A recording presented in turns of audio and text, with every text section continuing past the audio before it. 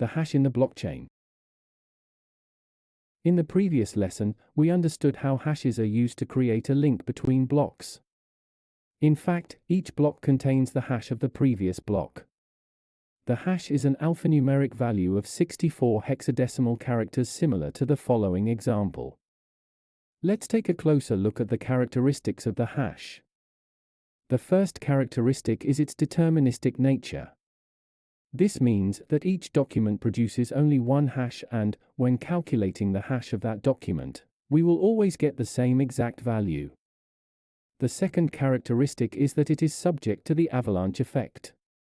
This means that if you change even one bit of the document, the resulting hash will be completely different. The hash is unidirectional, which means that once the hash of the document has been calculated, it is not possible to revert to the original document.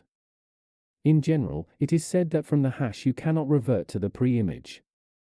Therefore, when calculating the hash of a given document, we obtain a hexadecimal value of 64 alphanumeric characters, which does not provide any information about the original document. Another fundamental feature is collision resistance.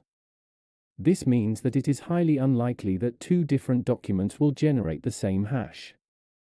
Although it is very unlikely, it is not impossible.